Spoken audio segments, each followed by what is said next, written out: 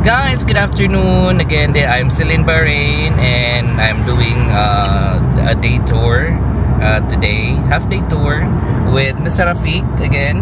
So I was shocked that I told Mr. Rafiq that I was until 7 o'clock last night in Fort, and he said that yes, I've seen your picture. So he actually followed me in Facebook already. So yeah, and today we are going to Camel Farm, Bahrain Circuit, and Tree of Life, and then we'll Bahrain Spring, and then in the city, Salat Spring, and then in the city we'll go to the mosque, and I don't know where else.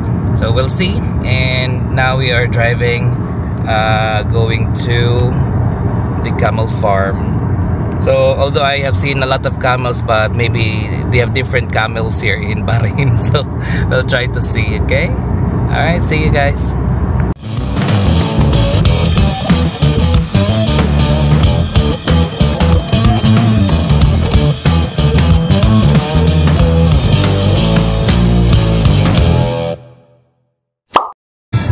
So guys, hindi na tayo, malapit na tayo sa Camel Farm. So malalayo din pala yung biyahe, pero hindi naman ganun kalayo. So ayan,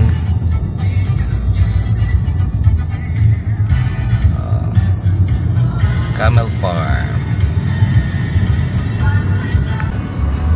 So ito usually yung, actually this I think this one is for the horses. This is for the equestrian people who kasi yung lagayan or yung quadra is parang pangkabayo. So ngayon dito kami, so labas kami ulit kasi andun pala sa other side yung camel. So makikita natin din yung camel ngayon. So lipat tayo other side dito. Lipat na kasi nila yung mga camellia. Na tayo sa Camel Farm. So ayan na yung mga camel, kumakain sila. Wow, tumingin ka agad oh. Sino to? Parang dito taga dito na mga camel nila. Wow, kaya hindi alafang nito. Yan oh, laki niya oh, may humps talaga. So yun sa loob, ang dami.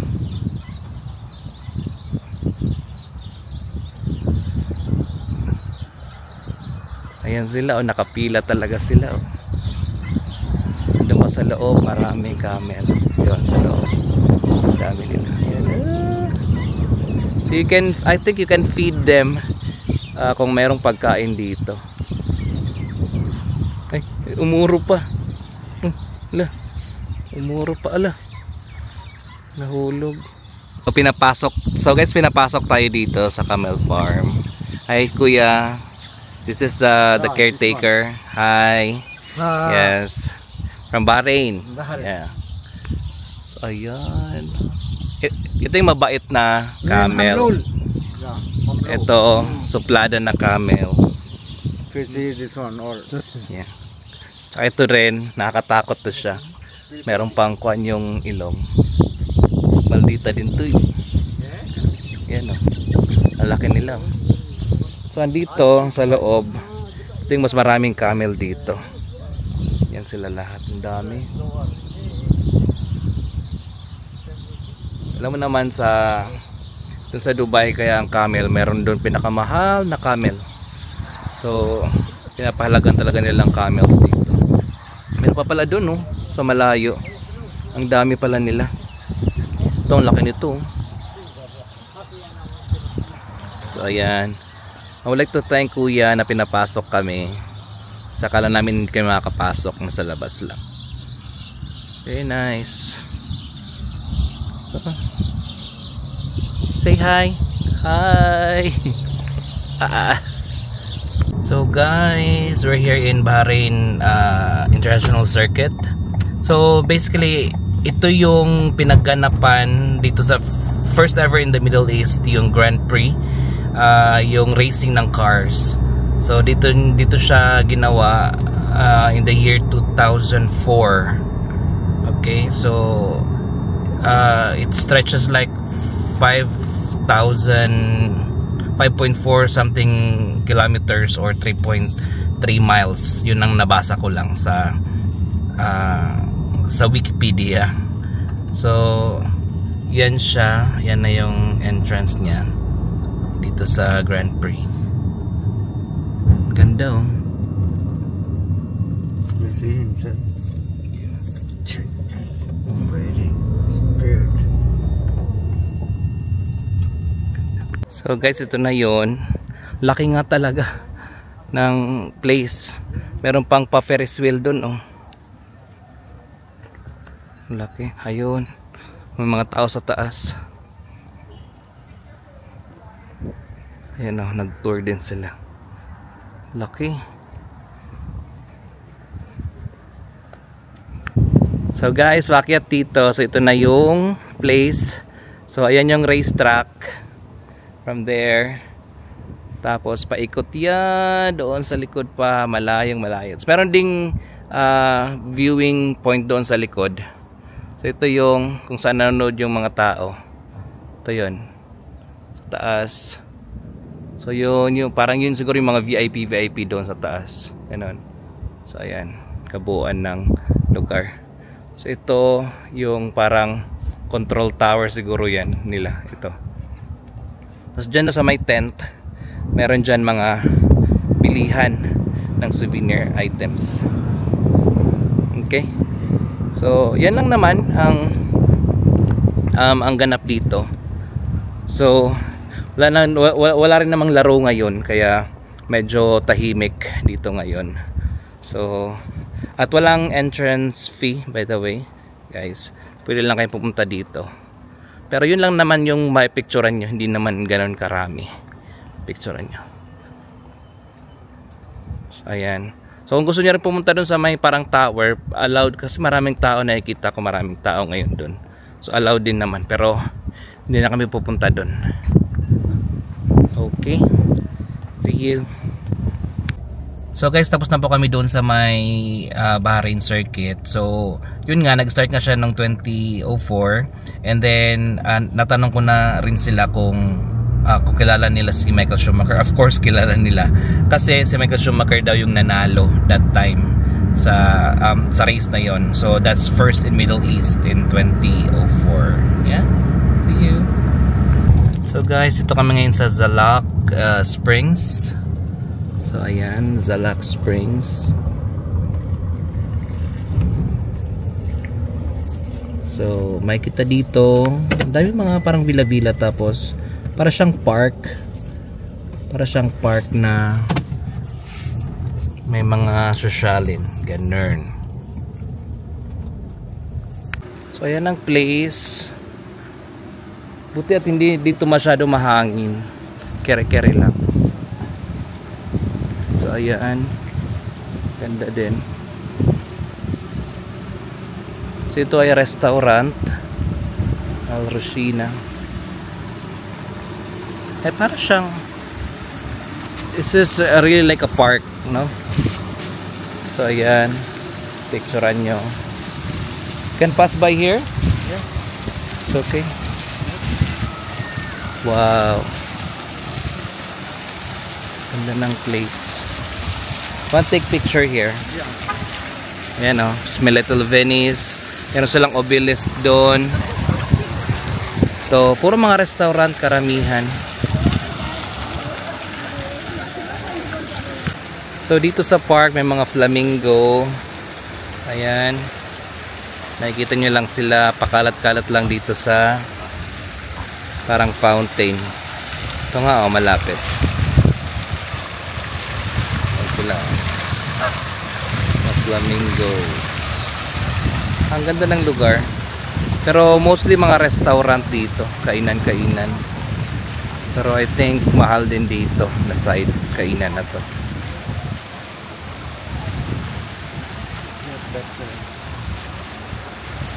So ayan ang lugar.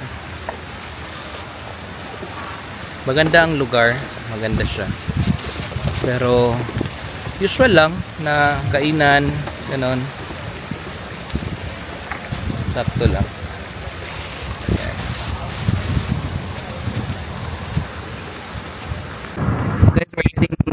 to Tree of Life, but along the way, sa lawak na to, yan, lawak na yan, tsaka papunta doon, tsaka dito. So yan lahat ang oil rig dito. So dito nila kinukuha yung oil nila.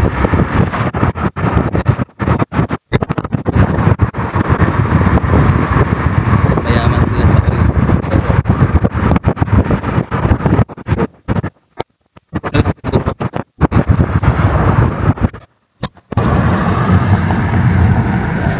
24/7 yan.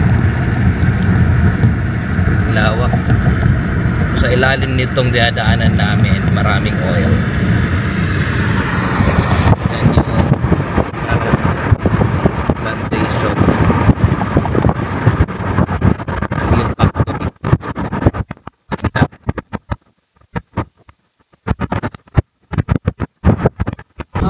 So guys, lastly, dito ako sa Tree of Life, wherein ito lang yung kaisa-isang puno na nabubuhay hanggang sa ngayon dito.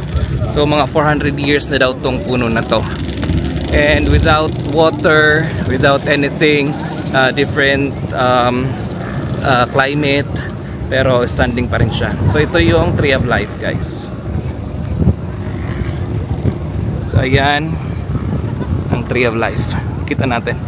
Sa tagal ng panahon, buo pa rin siya. Grabe, 'di ba? Ganda. So ayan. So may mga dahon pa rin siya. 'Di ba? So hindi siya namatay yung mga dahon. See, let's try to hold it. Ay para siyang tawag nito, makahiya na puno. So ayan. So nagsanga-sanga na nga siya eh.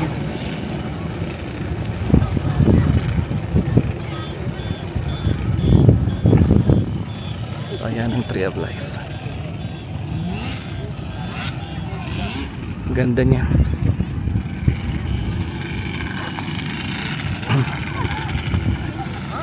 Ayan, so ang daming tao dito. Papa-picture.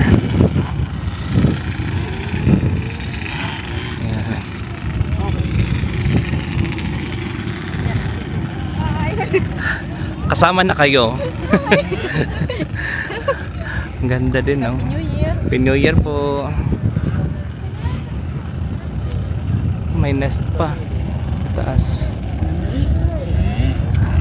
So ito pa dito yung Tree of Life. Ganda.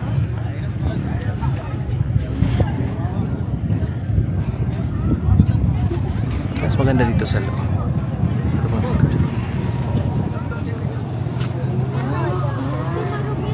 Yan natin mga kabayan, nagpipicture dito. Welcome to my vlog. Happy New Year! Come enjoy on the Tree of Life. Yan come. Come to Bahrain. Ang ganda. Welcome to Bahrain. Bisita lang po ako dito din.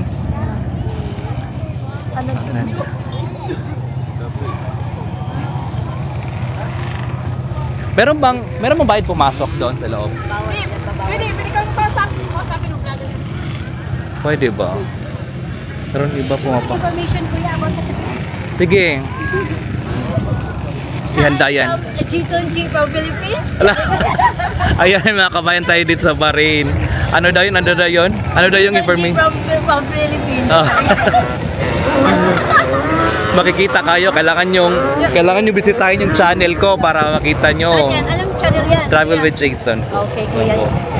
Bisitahin ko yan. Ano yung mabibigay mong information dito? Okay. According to my vocabulary and for my information, this tree is about 400 years old. Okay. And then, I don't know anything more else.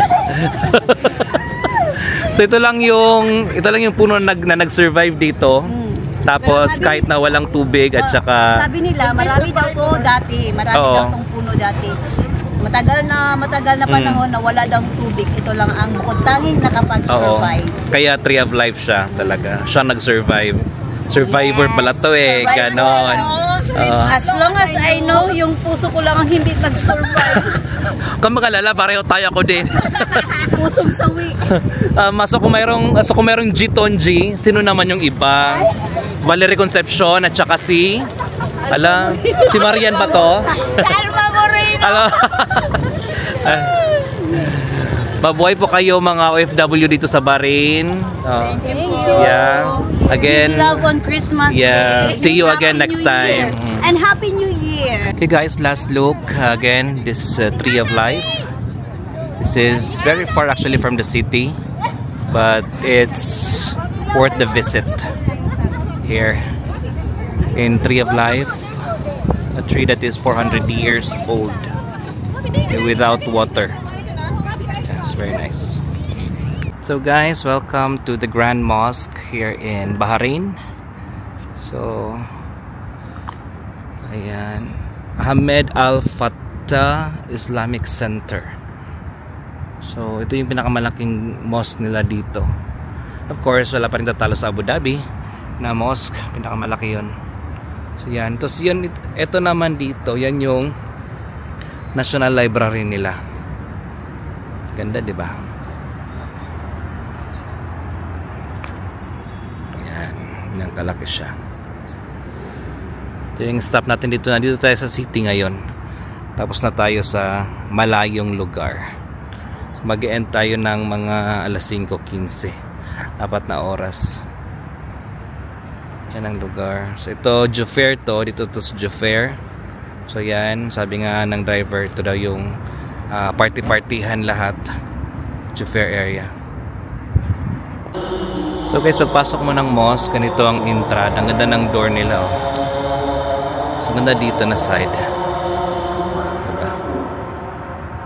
Ganda ng ganda sa loob. Oh.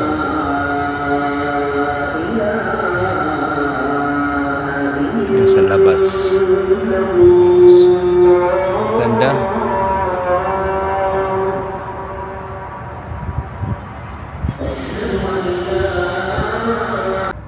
So the mosque inside, hindi ako magsalita masyado kasi hindi allow. Ganda.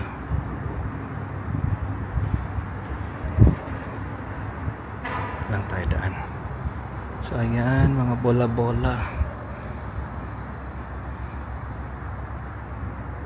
Ganda din. Hindi ako mag-ingay masyado, baka bawal. Baka kasi kaka-prayer lang eh. So guys, yung last stop natin is Bahrain Bay. So ito para siyang sa Jumeirah. Ito lang siya. So doon lang hanggang doon yung parking kasi may bayad pag pumasok pa kami. So ako na lang pumunta dito. Madali lang naman ako. So ayan. Mayroong boat.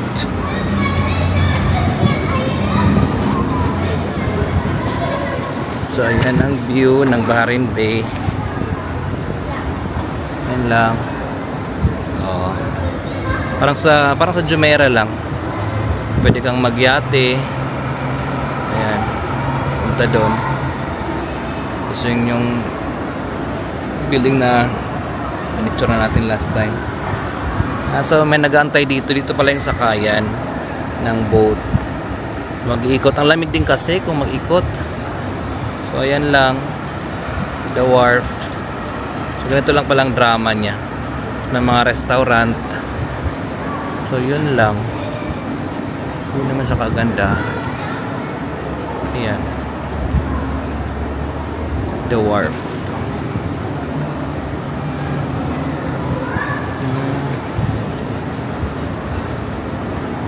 So guys, wala namang masyadong special. Parang normal lang. Meron din naman kasi sa Dubai ganito. Pero lamig lang talaga din. So hindi ako magtatagal din dito. Yun lang na mag-picture-picture lang. So this is the last stop for today's tour. I guess I hope you like, share, and subscribe to my channel, Travel with Jason. And again, that's what I'm saying, guys. Travel while you can because life has no rewind. Thank you.